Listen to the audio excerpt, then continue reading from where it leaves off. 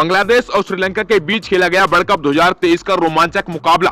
रोमांच की सारी हदें हुई पार। बांग्लादेश के हाथों लंका की करारी हार। बांग्लादेश ने जमकर किया नागिन डांस।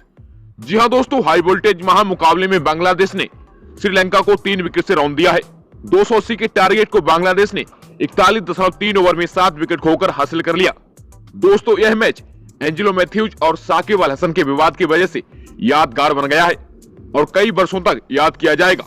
साकिब ने एंजेलो मैथ्यूज को टाइम आउट किया था। बदले में मैथ्यूज ने साकिब का विकेट चटकाने के बाद घड़ी देखकर उनका वक्त खत्म होने का इशारा किया।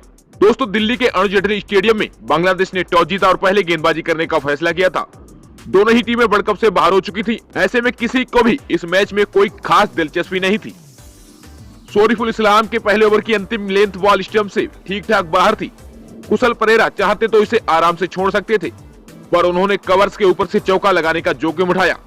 बल्ले का मोटा किनारा मुशफ़िकुर रहीम के हाथों में चला गया। परेरा ने 4 रन बनाए और श्रीलंका को 5 रन के स्कोर पर पहला झटका लगा। बांग्लादेशी कप्तान साकिब अल हसन के 12वें ओवर की तीसरी फुलर लेंथ गेंद को लॉन्ग ऑन के हाथ में खेलकर श्रीलंकाई कप्तान कुशल मेंडिस भी 19 रन बनाकर चलते बने। तंजीम हसन के 13वें ओवर की तीसरी गेंद पर नेशंका भी 41 रन बनाकर क्लीन बोल्ड हो गई और अब श्रीलंका का स्कोर 72 पर 3 हो गया। चौथे विकेट के लिए 70 गेंद पर 63 रन की साझेदारी हुई। अब तक मैच बुरी तरह नीरस लग रहा था। उसके बाद कुछ ऐसा हुआ जिसने क्रिकेट जगत में नई बैच छेड़ दी है। साकिब के 25वें ओवर की दूसरी गेंद, जिस पर summer Vikrama down the track आए, पिच ऑफ द बॉल तक पहुंचकर कनेक्शन भी सही किया, लेकिन सीधा मिड विकेट के हाथों में खेल बैठे। समर विक्रमा को यकीन नहीं हुआ कि उनका सफर खत्म हो चुका है। वह 42 गेंद पर 4 चौकों की मदद से 41 रन बनाकर आउट हुए। क्रिकेट का नियम कहता है कि नए बल्लेबाज को 2 मिनट के अंदर क्रीज तक पहुंचना चाहिए। एंजेलो मैथ्यूज उतनी तेजी से पिच पर नहीं आ सके। हालांकि जब वे क्रीज पर पहुंचने वाले थे तब उन्हें एहसास हुआ कि हेलमेट का स्ट्रिप टूट गया है। उन्होंने बगैर क्रीज पर पहुंचे डगआउट से नए हेलमेट के लिए इशारा कर दिया। इसी बीच साकिब अल हसन ने एम्पायर से टाइम आउट के लिए अपील कर दी। मराइस इरास्मस ने साकिब को टाइम आउट करार दिया। मैथ्यूज ने साकिब से अपील वापस लेने की गुजारिश की। साकिब नहीं माने। यहाँ से श्रीलंका ने 105 गेंद पर 6 चौकों और 5 छक्कों की मदद से 108 रन बनाए। श्रीलंका की शानदार पारी की बदौलत श्रीलंका ने बांग्लादेश को 280 रनों का टारगेट दिया। हालांकि टीम 3 गेंद बाकी रहते ऑल आउट हो गई। एक वक्त मैच में किसी का इंटरेस्ट नहीं था। अब दुनिया भर के क्रिकेट फैंस उस मैच को बड़ी शिद्दत से देख रहे थे। जवाब में तंजीद हसन 9 और लिट्टन दास 23 रन बनाकर चल दिए। स्कोर 6.2 ओवर में बांग्लादेश का 41 पर 2 हो गया। यहाँ से नजमुल हसन सांटो और साकिब ने मोर्चा संभाल लिया। तीसरे विकेट के लिए साकिब और सांतो के बीच 151 गेंदों पर ताबड़तोड़ 169 रनों की गेम चेंजिंग पार्टनरशिप हुई।